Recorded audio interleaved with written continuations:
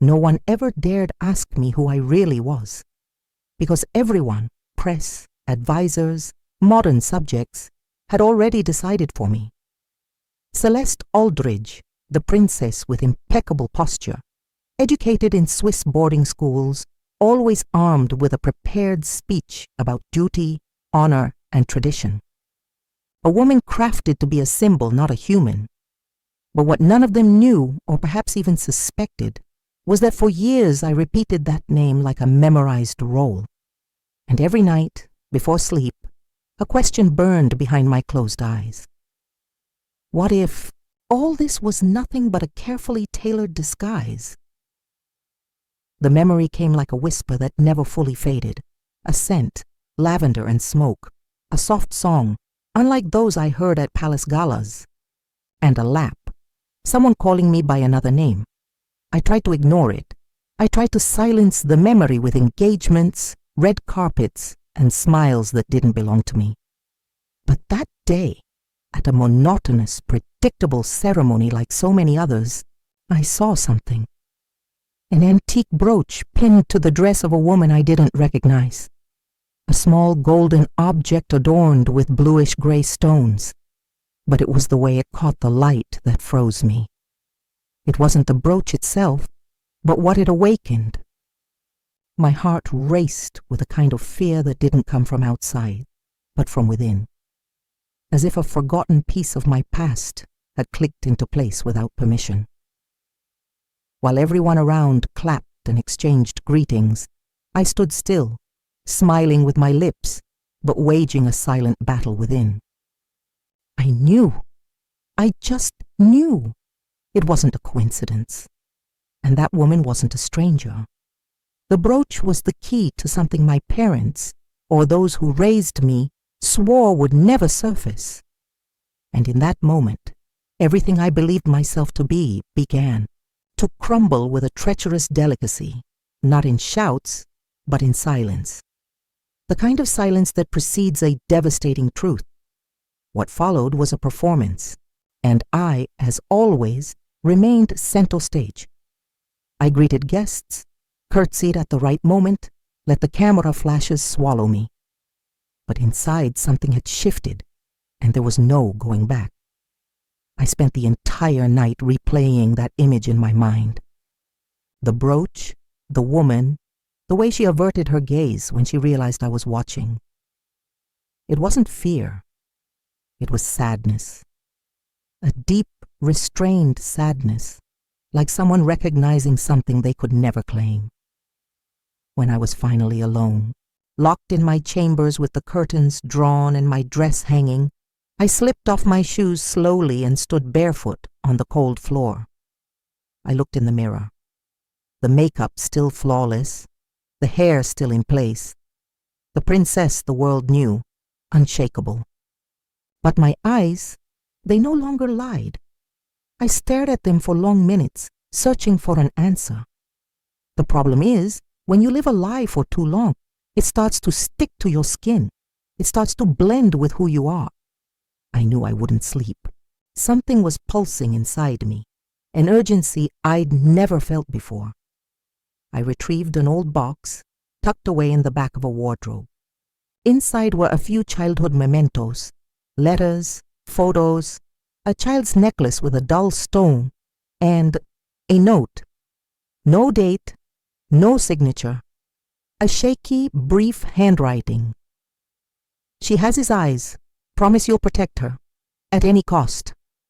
I'd read that note so many times I knew every letter by heart. But that night it carried a new weight.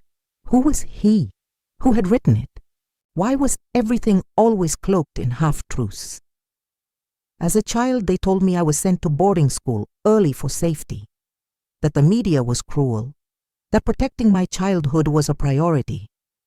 But now I was beginning to understand. What they wanted to protect was the secret. I returned to the image of the woman with the brooch. I needed to know who she was. It became an almost physical necessity, like breathing. The next morning, before the palace fully woke, I discreetly summoned my personal assistant. one of the few not bound to the inner circle imposed by the Aldrich House's PR team. Matthew, I need a name. That woman. From yesterday's ceremony, she was wearing a golden brooch. He looked at me for a second, hesitating, but something in my tone stopped him from refusing. He nodded, and there in that moment, with a simple phrase spoken softly, I crossed an invisible line. From then on, everything I knew would no longer be enough, because what I was about to uncover didn't belong to the world of appearances. It belonged to my blood. Matthew returned 2 days later. All that time, while I smiled for cameras and made public appearances alongside figures who pronounced my name like a title, not an identity, I waited, pretending, waiting, swallowing questions like someone learning to survive hunger. When he finally entered the room where I was rehearsing a speech on youth and culture, one look was enough. He said nothing in front of the others, just slipped an envelope among my papers as if it were just another agenda item. But my hands trembled as I touched it. I waited until I was alone to open it. A name, a photo, a brief, discreet history pulled from public records few would bother to access. Eleanor Grace Norwood, 62 years old, retired nurse, former social worker at a private clinic in Connecticut. No mention of royal connections, no link, at least formally, to my family. But seeing her image, the slightly curved eyes, the subtle line between her brows, I felt something stir inside me, as if my body recognized before my mind could accept. I knew I'd have to see her, alone, no security, no protocol. I also knew that if anyone found out, there'd be no explaining it. And still, I went. I used a false name, plain clothes, hair, tied back so no one would notice. Matthew helped. He didn't ask questions, he just drove. When Eleanor opened the door, she hesitated. Time seemed to stop. She didn't say princess. She didn't kneel or feign surprise. She just looked at me with teary eyes and whispered, "You came." I didn't understand how she knew, or why. All I knew was that those words broke me. I wanted to pull back, to keep intact the wall that had protected me since childhood. But her voice was warm, human, familiar in a way I couldn't explain. "I remember you as a little girl. I remember how you cried when they took you away." My throat closed. "Took me away from who?" I asked, even though I wasn't ready to hear. She looked at me with pain, a pain that seemed aged but never overcome. "From your mother." There was no fanfare, no staged grand revelations. Just that. A simple woman holding a piece of truth no one had ever given me. I wanted to deny it. I screamed inside. How could this be real? How, if my birth certificate said otherwise? If my father, the one who always called me daughter, loved me in his rigid, calculated way. But Eleanor had proof. A hospital bracelet, a card with my name, another name. An old, faded photo of a young woman with my same eyes holding a baby. And on the back, a phrase in trembling letters, "She is my light. May she never be forgotten." I held that photo like someone holding a life they never got to live. And in that moment I understood. I was a symbol, yes, a princess, molded to fit an empire of traditions and lies.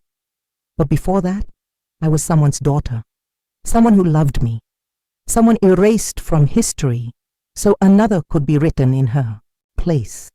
And now, I knew. And knowing in my world was far too dangerous. After that day, everything I thought solid began to feel fragile.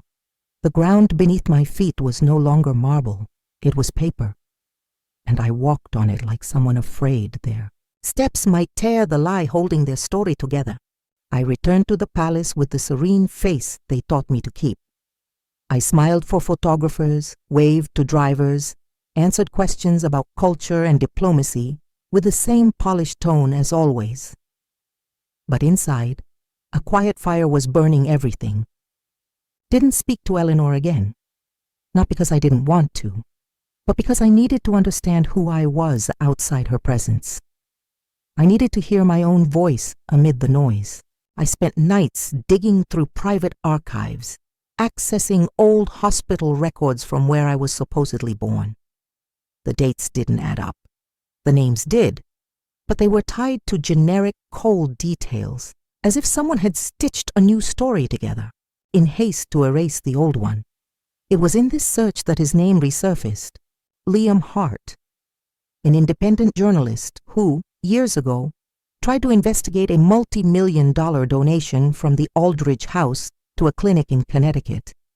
He was silenced, called a conspiracy theorist, accused of seeking fame, of invading the royal family's privacy with dubious intentions. But I remembered the article. I'd read it in secret as a teenager, hidden under the sheets just to convince myself it was nonsense. Now, I no longer had that luxury. I arranged to meet him, under another name, neutral location, calculated risk. When Liam arrived, he wasn't surprised to see me. He didn't feign respect or offense. He just looked me in the eyes, as if he'd been waiting for this moment for a long time. And maybe he had. "So now you want to know what the princess is hiding," he said, with a faint hint of irony. "No," I replied firmly. "I want to know what was hidden from me."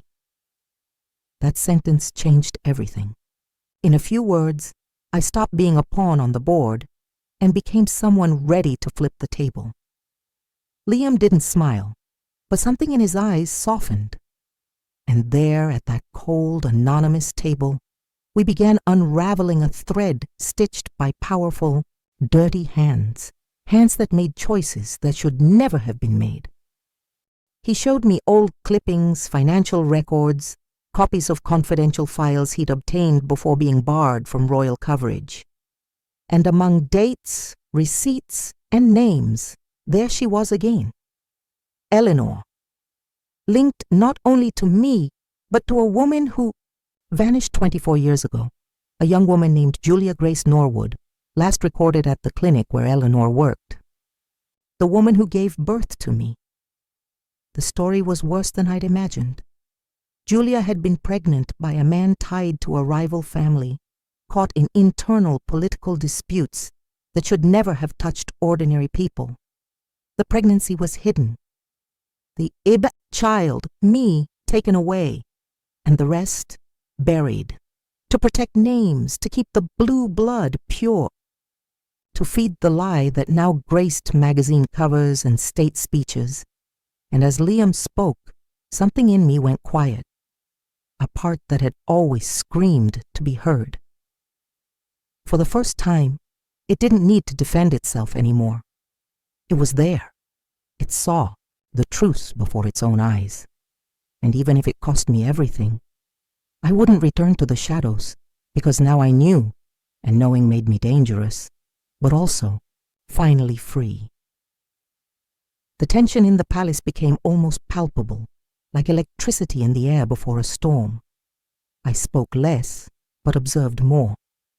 My father's words, always so controlled, so carefully chosen, began to feel too sharp, as if they carried fear disguised as authority. My mother, on the other hand, avoided my eyes. Her gestures grew softer, almost cautious, like someone tiptoeing around a truth that could explode at any moment. By day, I kept up protocol, attended meetings, appeared in cultural campaigns, flashed smiles. But at night, I met with Liam. Always. In different places, far from cameras. Sometimes we barely spoke, just walked side by side, breathing deeply, as if we were unearthing centuries of history with our mere presence. He was different from anything the royal world had ever shown me. He didn't treat me as fragile or untouchable. He didn't idolize me or fear me. He just saw me. Sometimes his gaze said more than any document he uncovered. And one of those nights, as we sat by a lake under a dark sky, in a place where I didn't need to be a princess, he simply asked, "If you had to choose between the crown and the truth, which would you pick?" I took a moment to answer, because the answer wasn't simple. The crown was all I'd ever known. The truth was all I'd never had. "The truth," I whispered, "but not without fighting for what I deserve." Liam didn't reply, but in that moment among the trees and the breeze, he took my hand for the first time. Not like someone claiming, but like someone recognizing, and for the first time, I touched someone without fear of being undone. As our connection grew in secret, the investigation deepened. We discovered that Julia, my biological mother, had been forcibly admitted months after giving birth to me.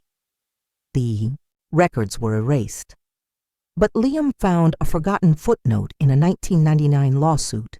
She'd been declared mentally unstable by a medical board funded by one of the companies tied to the Aldridge Foundation. She wasn't ill. She was silenced. In that moment, everything clicked. The power, the politics, the so-called honor. All the speeches I'd heard since childhood about destiny and sacrifice were just another form of control, of erasing inconvenient voices. And I was the biggest one of all. Then came the invitation to a public address, a symbolic celebration of my role in the family and the continuity of the royal legacy. I understood immediately what it meant: damage control, a move to silence me before the truth could slip out. I accepted, and in that moment I knew it would be there, before the entire world, that the lie would begin to fall. The days leading up to the address were a silent dance of tension and pretense. On the outside, everything was as usual. The staff prepared the event, newspapers speculated about my dress, my speech, my public intentions. Inside, I counted every second like a countdown to collapse. Matthew, even without knowing everything, noticed.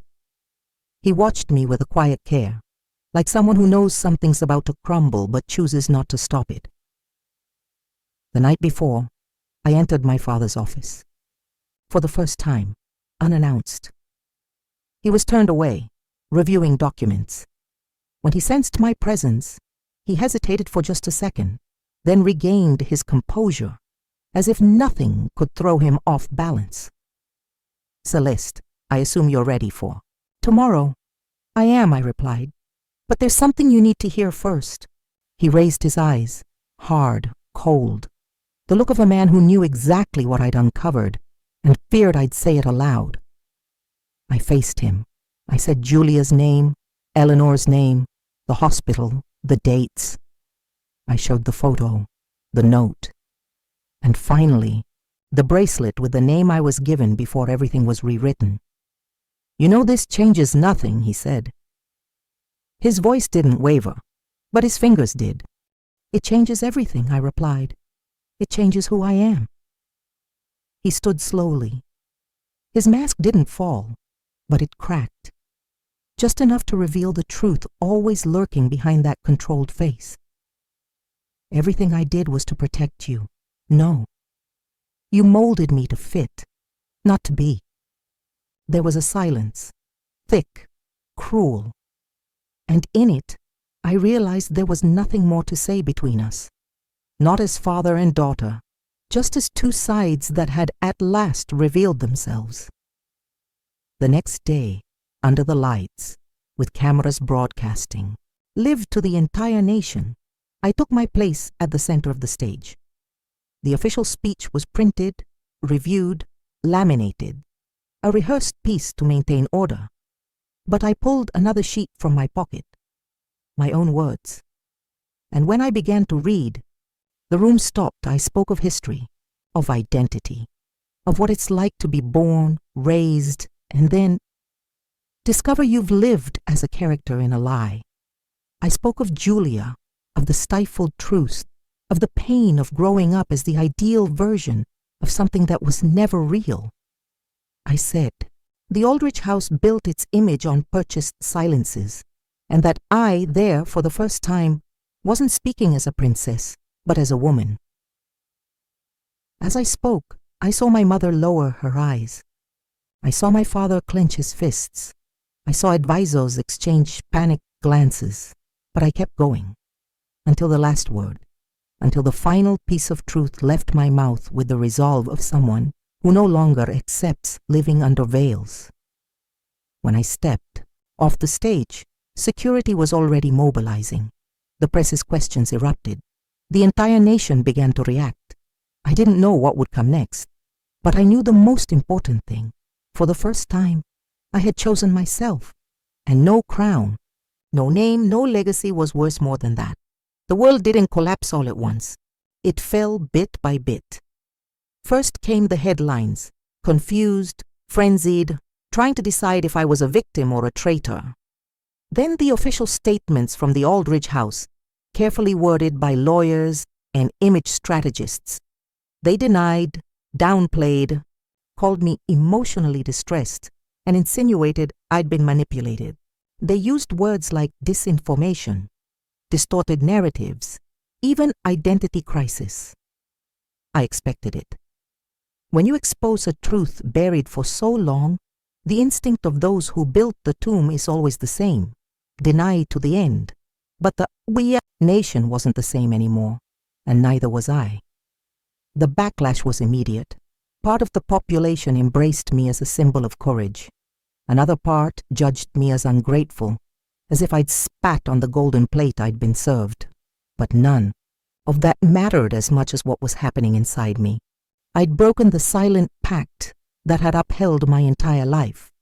And now I was free to discover who I was. Without anyone writing my name for me, I left the palace, voluntarily. I returned the titles, refused the ceremonial salary, left behind the custom dresses, the cameras, the cold engagements that once gave me a sense of purpose. I rented a small apartment in a part of the city never marked on protocol maps. And there, among simple furniture and real windows, I began to live. For the first time, Liam came with me, not as a savior, but as a partner. He knew every piece of my pain, not because he tried to heal it, but because he stayed. Silent when needed, relentless when I needed strength.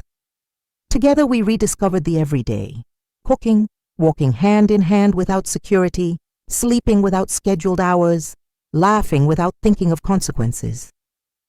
Of course, there were hard days, moments when the weight of what I'd left behind pulled me like an anchor. I received threatening letters, saw my name dragged through talk shows, was cited as a symbol of the new generation's emotional fragility. But there were also other letters, from girls who said, "You made me believe I can choose myself too." From women who confessed to living decades in roles that never fit them. And that's when I understood. My act wasn't a fall. It was a beginning. A year later, I visited Eleanor again. She was waiting in her garden with cut flowers and trembling hands. She didn't say anything at first, just hugged me, long, tight, as if in that embrace there were no kingdoms or titles, just two women who could finally take their place in the world. My birth mother, and for the first time, I saw myself whole. No brooches, no rehearsed lines, no veils, just Celeste, a woman born twice, once by the hands of a lie and again by the act of choosing her own truth. Sometimes I still wake in the middle of the night, heart racing, as if my soul were still trying to escape a palace that no longer exists. Some echoes linger, even after silence arrives, but today they no longer scare me. They just remind me of where I came from and how much I had to shed of everything they dressed me in to finally breathe with my own lungs. I no longer wear crowns. I carry no titles, nor attend dinners with golden plates. I traded it all for something no one can take from me, my story told by me. Liam and I live in a house with big windows and few rules. He still writes, and so do I. Sometimes together, sometimes in silence, sitting side by side, letting our truths blend with the world outside. We don't seek fame, we seek meaning. Eleanor is now part of my life. It's strange to call her mother after so many years using that word for another woman, but between us, there's no obligation, just affection, deep, slow, and true. As for the Aldrich House, it still stands, like so many institutions that survive at the cost of silence. But something has changed, maybe not in them, but in the people, in those who saw what I did, in those who understood that even the best told stories deserve to be rewritten. Today, I'm not a symbol. I'm not a princess. I'm not a daughter of a system. I'm Celeste, the woman who learned that the truth sets you free, even when it costs everything. And if I could go back and do it all again, I'd choose to fall, just to at last stand on my own 2 feet. The end.